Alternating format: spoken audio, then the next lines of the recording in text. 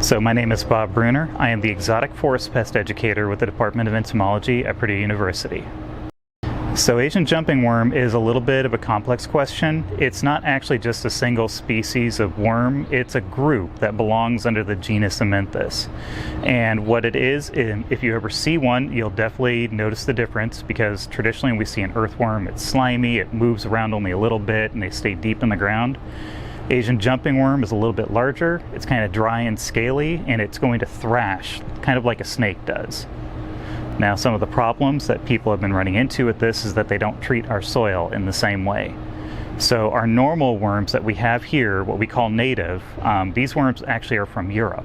We brought them here during colonization and through shipping, and they help our soil because they aerate it, and their castings, or their poop, are actually pretty nutritious for all of our plants. Asian jumping worm, however, doesn't come with that benefit.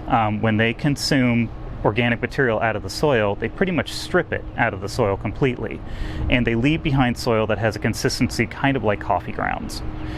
They stay in the top few inches of soil, so they're not getting deep, which means they're not creating neat channels for water or anything else to run down to plant roots and help our plants out. Basically, they're just very nasty pests that ruin the quality of our soil, and the only thing that can really grow in soil like that are essentially invasive species that are meant to survive in really harsh conditions. So unfortunately, we don't have a lot of good ways to remove the worms. There are no pesticide products that are labeled for them. That is just going to be a matter, hopefully, of time, so that way the EPA and other organizations can recognize something to use. The best methods we have right now are to hand remove them out of the soil, or to solarize your soil. So that would involve placing soil or compost on a black tarp in the sun to allow it to heat up to about 105 degrees.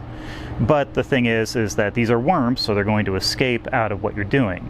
So you need to wrap that soil up completely in that black tarp and make essentially the world's worst sandwich, and allow it to heat up and kill whatever is in there.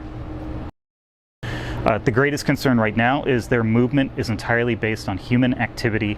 So when gardeners or others exchange soil, exchange compost, or get plants that are in a pot with soil, that's how the worms are moving. They can't fly, they don't crawl very fast, so they're completely reliant on us.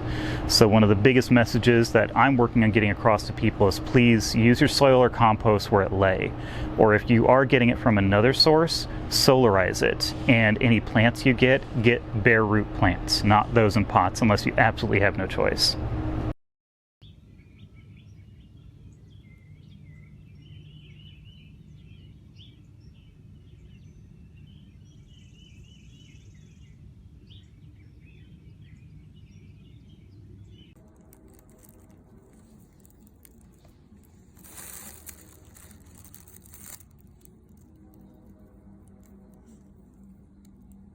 Okay, that should be good.